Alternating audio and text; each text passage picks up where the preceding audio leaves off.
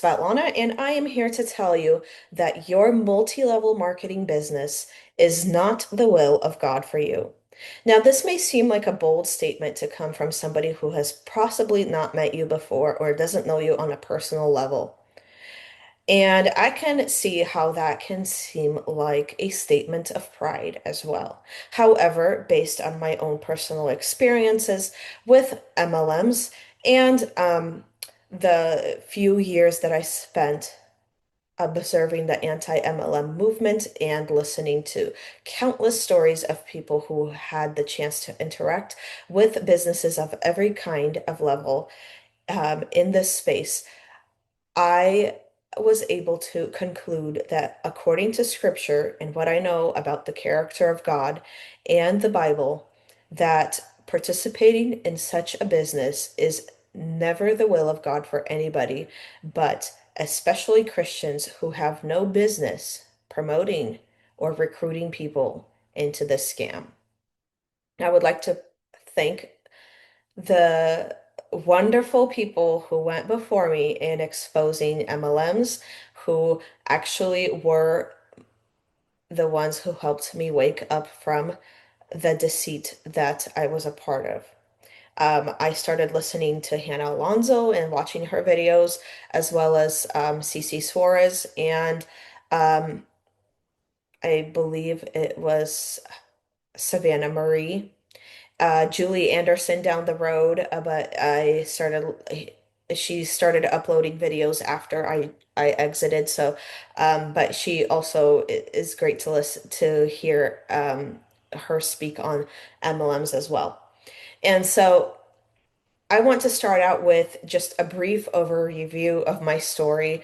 My experience is fairly lengthy. I was in business for 4 years, and I don't want to bore you, but I just want to tell you about how I was introduced and how I believe that the faith manipulation within MLMs is so deceitful, it is so evil, and quite frankly, it goes against everything we are taught in the Bible about being just in general good people, but being people who have been called to do better.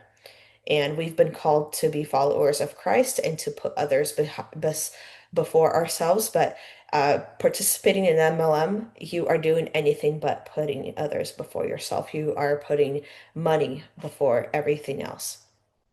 So when I was introduced into the business that I was a part of, one of the first meetings that I attended was held at a church.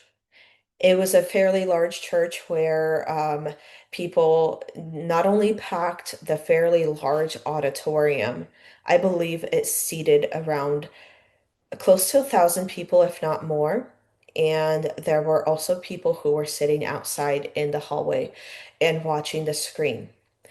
This event started with a prayer, and I think they also started with the Pledge of Allegiance. And so, being the person that I am, I come from a strong background of faith. My dad was a pastor. Um, I've been in church all my life, and the faith of my parents became my own faith in time, and it is something that I still love to this day. Um, so when your MLM is presented to you in such a way that it is so closely interweaved with these religious practices, it is very hard to divorce reality for what it is from this lie. Because at the time, my thought process was like, these people can't possibly be lying about the opportunity they're presenting because, first of all, it's held in the church. Why would they come to a place of worship and lie? Why would this church allow this event to take place when it is filled with lies? When you're leading a church, you would first and foremost be concerned with the eternity that these people are facing. And so I thought that they have to have noble motivations and intentions when they allow this event to take place. It can't possibly be hurting anybody. Um, And so, leaving that event, they had like an astounding story of this guy who was a high school dropout. He had the typical rags to riches story. He was working at a gas station, and then from there, he joined the business and built it to the top in the 2 to 5 years. And now he is living in a high-rise condo somewhere with his wife, in and they're living the life of their dreams. And so that's how ultimately how I got in, and how what led me to believe that this will be a good place for me, because most events that I attended started with a prayer, except the meetings that were held in homes, though they just started normally without prayer. But everything else, like the major functions, they were all they were all dressed up as Christian events, um, like the major functions, and you would see people standing to the side, praying before getting on stage. And so, why would I honestly just fell for it? And I think maybe it was my age. Maybe I was just too naive, um, falling for this type of stuff. But as time went on, I saw some red flags. I saw people participating in manifestation practices. They would talk about like um, the the law of attraction, that you attract only what you think about. You attract, if you think about positive things, if you say positive things, only positive things will come your way, which is very deceptive. That new age thinking, it should not be in a place of where Christians are. Um, Manifestation practices and vision casting. They at one event they brought up this lady. She wasn't a fortune teller. She was just the wife of one of the major gemstones. And they said, "Oh, she's going to come out and she's really good at casting the vision for this business." And we're so excited to hear from that you're going to hear from her. And so she went out and she said nothing of value. It was nothing of substance, yet the crowd was roaring as normal. And if you've been a part of this organization, you are probably putting the pieces together already, and you already know what I'm talking about. And so it was always a very big hype up event. There was always something to do with God, something to do with prayer, yet I could also see through the lines that this is not, a lot of like speakers were condescending on stage. They were very rude. They were yelling at the crowd, trying to get them to get riled up to leave with fire on their head, to build the business even more. But when you step back from the crowd, you just see that this is crazy. There was also like the major functions that while you went to quarterly, they had church services on Sundays. Um, and they also had, the former great pastor of Skyline Church from San Diego, John Maxwell, coming out to speak. And how could John Maxwell possibly be a part of this event, a part of this organization, if he knows that this is full of deception? Like, I had so much good things about John Maxwell. I knew so much good about him, and since leaving the business, I can't bring myself to read another book by him, though I have many. And so this was how I was introduced to the business. I read Little Bosses Everywhere by Bridget Reed, and it talks about how MLM, from the very foundation, this business model was built. It was initially built from a lie. From the very beginning, it was built on a lie. And The conclusion here is that you cannot possibly be a regular attendee of church. You cannot possibly say that you are a follower of Jesus Christ when you are participating in something that was built on a lie from the get-go. And I will talk about that in a later video, but here we are talking about the will of God and what is the will of God for us. And so I have my notes here, and in general, there are six key themes in the Bible that outline the will of God for us. And I will um, post them along with the scripture on the screen. And so, number one, we have to know Him and have a relationship with Him. We have to be saved and come to the knowledge of Him. We have to live holy and set apart from the world, to do justice, love mercy, and walk humbly, to be transformed and conformed to Christ, and to make disciples and glorify God. And so these are the six themes. And just looking at these six themes, we can already tell how participating in something that is leading people to lose money and lose the ability to put food on the table for their families, we can already tell how much this MLM thing is just not something that Christians should be a part of. We are supposed to be a part of things that where we can put people ahead of ourselves with or without having to without expecting something in return, because that's what the Bible teaches. And no business within the MLM sphere has this. And a lot of people will say, "Well, I'm serving people and I'm doing good. I'm doing a kingdom work." But if you're trying to serve people, if you're trying to serve God through your business, I'm here to tell you that you're not. You're actually leading people away from God by by leading them into deception, into this business where they're losing money, and they're going to eventually step away not just from your business but also from your God. And just let that sink in.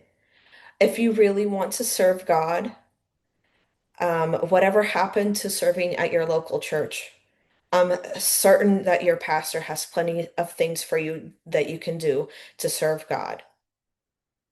But the issue here is that like whatever you do at church isn't tied to a financial gain, and that's why you're not doing it. That really is the whole reason that that's what makes the difference. And quite frankly, you're not making any money in an MLM either, so it's really pointless to be pursuing it anyways. And so there are six practices within the MLM community, within any business, regardless of whether it's Amway, Primerica, Arbonne. There's also Monate and the newer ones like Make Wellness, and I've seen the newest one, Restore Collective, from Julie's channel, that is like a makeup company. They all have these practices that lead people astray, that take advantage of the vulnerable. They take advantage by skewing the income claims, by hiding compensation plans. They don't tell it how it is. They just say, "Oh, build the business in 2 to 5 years during the recruitment process, and you will achieve the financial freedom that you want, and you will travel the beaches of the world." Um, and many businesses have these false promises. They will exploit the vulnerable. They will recruit anybody who has a pulse, basically. So that is your freshly immigrated um, person from Ukraine or Mexico, from Afghanistan. They see as long as you can give them money that you qualify. That's the stay-at-home mom who wants to make a few extra dollars. That's even a cancer patient I've seen cancer patients being recruited into these things with the false promise that, like, number one, the products will help you cure your cancer. Number two, you will make an income that will allow you to pay for your medical bills. Blah, blah, blah, blah, blah. All of that is false. And shame on you Christians who think that this is okay to do. They also will preach the prosperity gospel, which is very deceptive. It's manipulative. It's a heresy. Nobody should be preaching this stuff. You should not be looking to finances to validate your walk with God. You should be looking to Christ alone. And if that's not how you measure your blessings, and if Christ's sacrifice isn't enough for you to see that you are already blessed enough, then something is wrong with your belief system. There's the idolatry and self success of self and success. There's unethical pressure tactics, and of course, there's a lot of spiritual manipulation. I can go on and on about all these practices, but I think what would be more beneficial is if I talk about this from um, an account that I've seen recently. And I'm going to blur her name because I think she's a fairly new believer, and we're not attacking people here. We're attacking the business model because I do believe that she was taken advantage of as well, and she's just drinking the Kool-Aid too hard. And I really, really hope that one day she gets out and sees the lies that she bought into. So, she starts out with, someone messaged me this today. And the message says, there are hundreds of anti-MLM channels on YouTube who are telling the stories of millions of people hurt by this industry. I can assure you, God doesn't want anyone in an MLM. And her response to this, she's writing, if you believe God doesn't want anyone in an MLM or anti-MLM network marketing, read this. And so she says, God doesn't want anyone in an MLM? Question mark. Let's be clear, God calls people into all kinds of industries, blah, blah, blah, blah, blah. And then she quotes Colossians 3:23. Whatever you do, work at it with all your heart as working for the Lord. If God can use a fisherman, tax collector, she's referring to the disciples here who came from all walks of life and all career paths of that time to the Lord. And obviously, what they were doing at the time changed drastically after they followed Jesus into his ministry. But she's using that to justify what she is doing. And this verse, yes, you should do whatever you are given with all your might and diligence, but first you have to discern for yourself whether what you are doing actually aligns with scripture.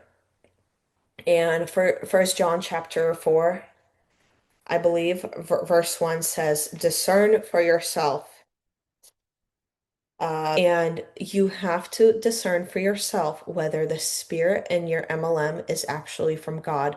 And if you are studying the scriptures, if you're looking at the Bible, if you're regularly attending church and hearing those sermons for what they are and not looking at them through the lens of your MLM, you will see for yourself that what you are doing is not the will of God.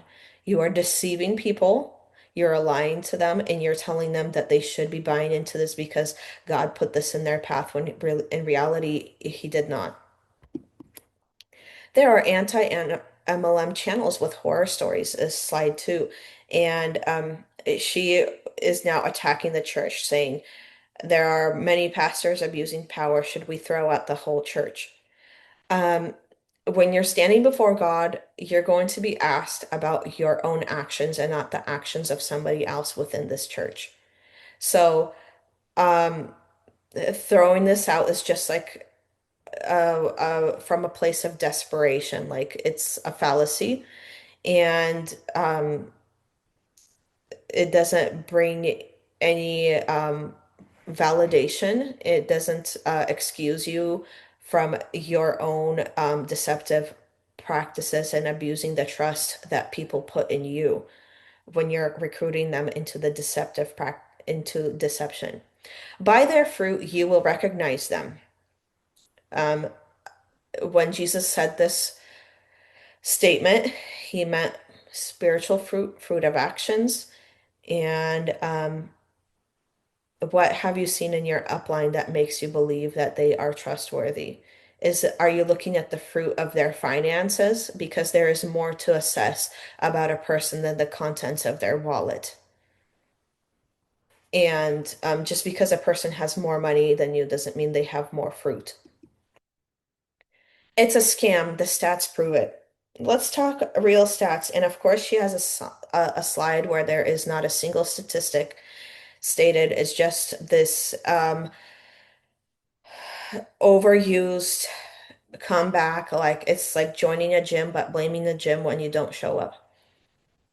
It's the oldest It's the oldest line in the book, and I was really surprised when I was leaving my MLM. And I'm like, because when I sat in meetings, they said, "Oh, we are so different from everybody else. We build this at a high level, at a professional level. Um, we have high class and like." They try to differentiate themselves because they don't want their downline to be online like Arbonne and Monet and all these other businesses are. So I guess that's the only way that they differentiate themselves, but literally everything they say is regurgitated in every other MLM out there. And on the fourth slide, it says God wouldn't support this industry. Would God support building a business that allows a mom to come home to raise her babies? And so we can see how this is like that pressure tactic. It's an unethical pressure tactic to play at like a mother's potential vulnerability. She's already kind of feeling bad that she has to take her kid to daycare, but she has no choice and pulls a woman out of financial fear and into purpose. What purpose is this that you're talking of? Um, Shilling your expensive products so that your money uh, doubles? Is that the purpose you're talking about? Because most people who join an MLM will lose the money, as stated over and over by FTC, and it's not serving them in any way. It's only serving the people at the top. And of course, they're going to quote Proverbs 31. MLMs love, love, love Proverbs 31. They just love using that over and over and telling women that you are this entrepreneurial woman, like the woman in Proverbs 31, and you taking advantage of this business is just you following the example of this woman. I can assure you that the woman who made these investments in a vineyard she likely consulted her husband before doing so, but she also weighed the pros and cons for a long time before doing that because they had livestock that they had to trade back then. They had to trade their olives or whatever it was to buy this level of property. It wasn't a an easy decision for most people, even if she comes from a place of wealth. And it wasn't a simple transaction back then either. So to say that you buying a starter pack from Amway or Arbonne is the same as what this woman did is you're just not understanding the context of what is being of this Proverbs 31. And of course, she brings in Pharisees and she finishes off this person who brought this to her feed by calling her a Pharisee and attacking the person. And she says Jesus didn't tolerate the Pharisees because they were legalistic, controlling, and obsessed with appearances. Well, what do you know? MLMs are legalistic in a sense that uh, they bring you a bunch of rules. They bring you a bunch of like regulations under which they are teaching their upline to follow. And you're not allowed to do this, you're not allowed to do that. The one that I was a part of, they had like a set of cardinal rules that we had to follow. And God forbid you should step out of it. Like, don't pass negativity downline. Don't talk. You're not even allowed to talk to your cross line ever. Just high level conversations, and they would be out watching you like a hawk to make sure you're not overstepping. And that's legalism, and they're controlling they're trying to at least have a control over what you're doing, like by telling you counsel upline first before you do something for the first time. And obsessed with appearances. Oh my goodness. So, what I found really interesting during my every time I went into a major function, all the men looked the same. They all had the same comb over. They all had a navy blue suit, white shirt, navy blue or black tie. It looked very cultish, and they wanted you to look like dressed to the nines, like you're going to a job interview, or even more formal than that. And so we can see already in these slides, she finishes off, the world may not understand the way God provides. That doesn't mean he isn't doing it. This business was an answered prayer. Of course it was. The spiritual manipulation, the faith language is so heavy in this post as well as in other posts, and from other people from every MLM that you will ever encounter, because they will stop at nothing to get people to join and stay. And yes, there's plenty of people, they met their partners, their best friends, their true self. Of course, you interact with people in this business, and of course, you have the opportunity to um, build friendships. And for most friendships, though, once one of the people leaves this business, that friendship is dissolved completely. For me, is a different story. I was in the close interactions with two women. Um, One of them is still one of my best friends to this day, and the other one, I haven't heard from her in years.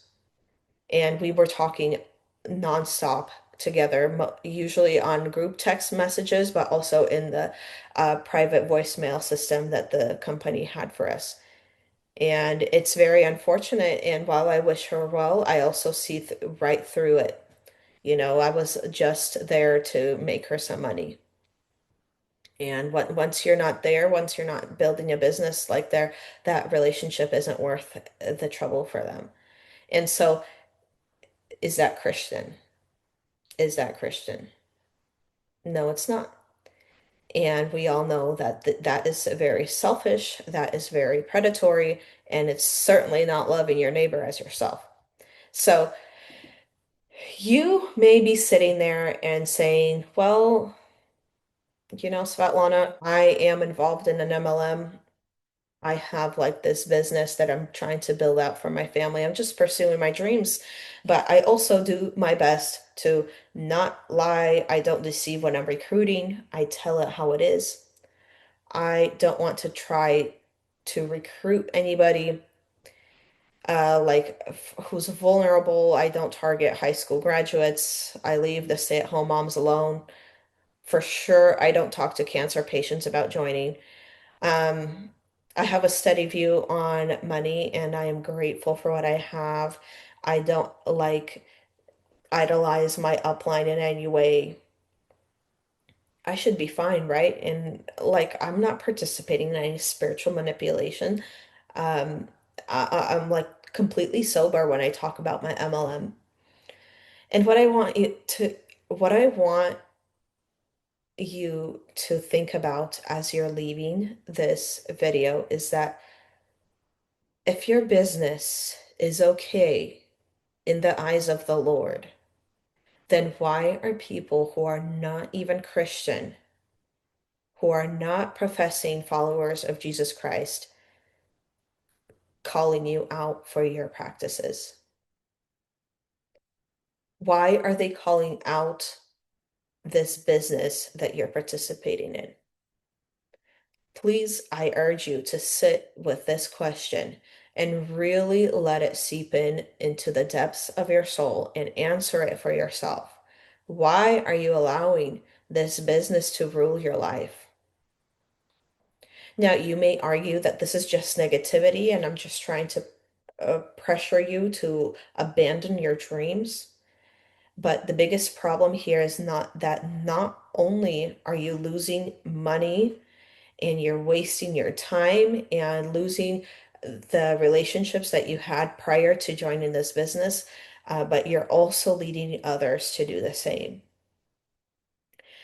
And you are becoming a stumbling block for those people who are in your downline. And someday, eventually, a day will come when those people will wake up from the nightmare that they are recruited into. They will leave both your business and potentially also the church forever and say that I cannot possibly be involved with people who will talk me into such a deceptive business. And that is the biggest tragedy of them all, is that these MLMs and the people involved in them are portraying Christianity and um, following the Lord in such a negative light that we are continually having to battle against it. And when you look at your eternity and the prospects of losing your salvation over a business, you're going to have to ask yourself, is it worth it? Even if you are making a lot of money, you're one of those few lucky people who is at the tippity top. You're probably living in a very nice house and you're driving Teslas or whatever it is that you like to drive. Um, is it worth it when a person falls away from the Lord because of your business? This is something that I want everybody who's listening to understand and to really marinate in. And down in the description, I will leave a PDF file that I use and that I would encourage you to use. And it's based on Philippians 4:8, where it says to assess whether something is true, pure, commendable, honorable. Take that guide and really study this verse and ask those questions that I included and answer them for yourself. And at this time, I'd like to open up the comments and let me know. Am I reaching too far with my content? What do you think about MLMs in general? Should Christians be participating in them? Are we sick and tired of hearing them? Are we sick and tired of those posts from our friends who are continually pushing new products in us? I will come back later next week for a new video where I will be discussing why I absolutely hate it when people say that my upline is pouring into me. Thanks for joining me today and have a great day.